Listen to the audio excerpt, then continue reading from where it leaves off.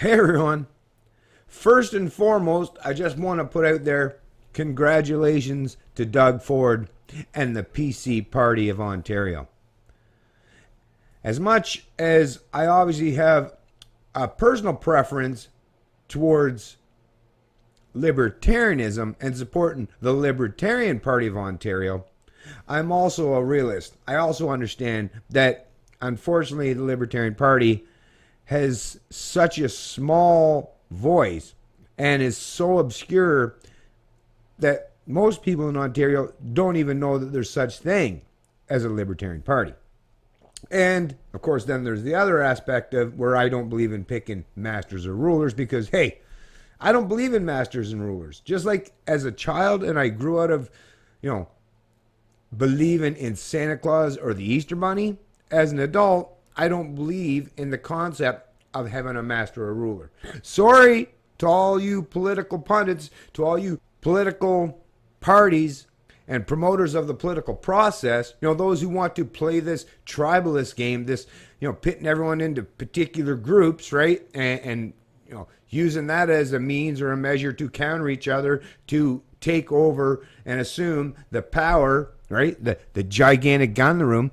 I get it. You have this perception that, well, hey, somebody's going to take over that position, that pretense of authority. So, hey, we should at least get our gang in there, because if we don't get our gang in there, then the opposite gang or another gang, they're going to gain this power. And I get it. Somebody's going to win. So I understand the pragmatism that's involved in going out and voting for a master or ruler.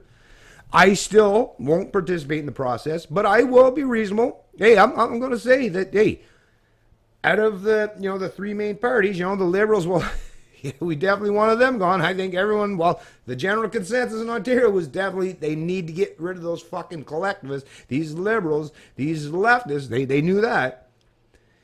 And the only other option, like in a place like Ontario, was go NDP, which is even further left, even more identity politics, even more socialism, even more collectivism, or give Doug Ford and the PC Party of Ontario a chance to try to unwind some of this mess. Although, like I say, once again, folks, I believe that culture is supreme to politics. You fix your culture, then politics will follow suit. Politics, the top-down approach, the authoritarianism, the use of force, the pretense of force, or imposing your ideas through the political means preemptively, I don't think that's a good way. Just like when I was raising my kids, yeah, I could get them to do what I wanted if I used threats of force or violence, coercion, or theft. But is that really going to create a good family structure? Are they going to respect me when they get older? No. But hey, I get it. Anyways, enough with that little minor rant there. Once again, I always have to preface this stuff that, yeah, I don't believe in political masters or rulers, but a lot of Canadians do. So it's always down to picking the lesser of evils. And Doug Ford and the PC Party of Ontario, as far as I'm concerned, yes, definitely the much, much lesser of the evils. So congratulations to Doug Ford and congratulations to all those PC candidates who have now won in the ridings. Good for you, and I'm hoping that you will all at least stick to some of the main fundamental principles and platform that you espouse. Let's start doing the things that they suggested. Quit playing the political game, promising a bunch of shit and then backing away from them. Although I will say today, if these are the things that you stand for and you truly believe in, then hey, don't be shy, implement them. Obviously, the people of Ontario, that majority, the mob, gave you a mandate. So, hey, work with it. You said Ontario is now open for business? Well, I sure should hope so. Maybe Ontario would become more of a free market-oriented type of province instead of this crony capitalism and this cronyism, this central planning, this collectivism, this quasi-socialist province. Hopefully can get back to actually being genuinely all about the free market and allowing proper innovation and creation and that entrepreneurial zeal, that ambition that a lot of Canadians do hold. The people that move and congregate to a place like Ontario, they have a lot of ambition. Let that flourish. Stop trying to suppress it. And that's something that hopefully Doug Ford is on board with. Well, he seems to be. And if that is the case, then maybe things will get better. Although we got to deal with the social aspects. It can't be all just about economics. There's social aspects that have to be dealt with too. And Doug Ford seems to be wanting to cover a few of those controversial areas, those controversial topics, especially with the sex ed curriculum, which some people may or may not like. But you know what? Listen, this is the age of information. If you want your kids to be educated in a particular way as far as sexual orientation or those types of areas, then hey, you can do that. You don't need the education system to do it for you.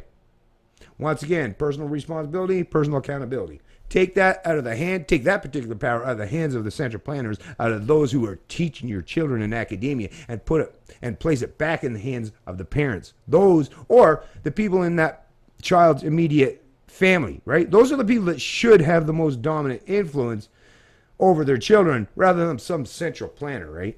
Anyways, in addition to my congratulations to Doug Ford and the PC Party of Ontario for their major win, you know, that victory, that's another thing too, the media, real quick. They were trying to put forth and pretend that the NDP, they were neck and neck. Well, I guess once again, and then they tried to pretend that their polls were somewhat close or aligned. No, look at the difference. Look at the difference.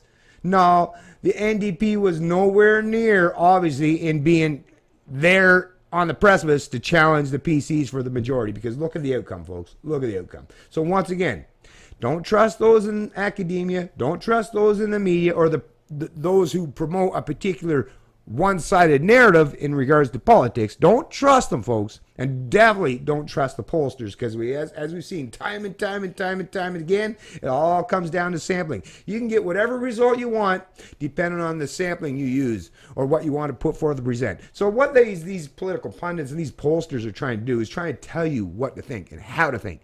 But obviously the people of Ontario said, hey, no, you don't get to tell us. We get to make up our own mind. And good for you, Ontarians. Very proud of you for doing so.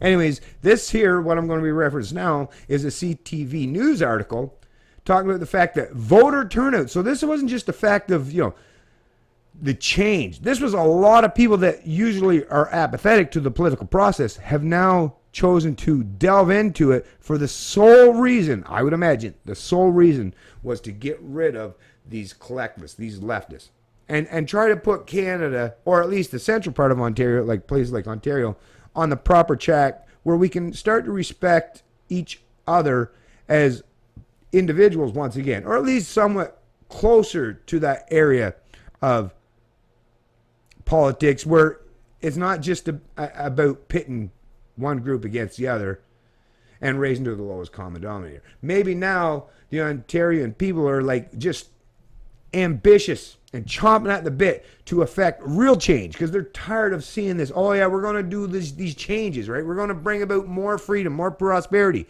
But what they get is the exact opposite. It seems that the Ontarian people come out in large numbers, well, the largest number since 1999, in the hopes that they will finally put these collectivists, these leftist cohorts, back in their place and tell them, hey, you don't get to dictate how I live. You don't get to dictate my social and economic activities in the way you wish. And we're pushing back whether you like it or not. Ontario's latest provincial election saw the strongest voter turnout since 1999, with 58% of eligible individuals casting ballots, according to unofficial results posted by Elections Ontario. The Progressive Conservatives, led by provincial politics newcomer Doug Ford, won a commanding 76 majority. The NDP will form the Ontario's official opposition with 40 seats, and the incumbent Liberals lost official party status with just 7 seats.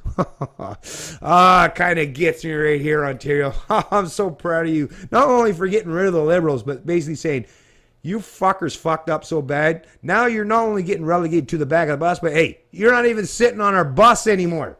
Now you get the short bus, right? You're not even allowed to play in our particular sandbox. No. Hey, look over there. There's a little area of the beach. You go over there. We don't want nothing to do with you anymore.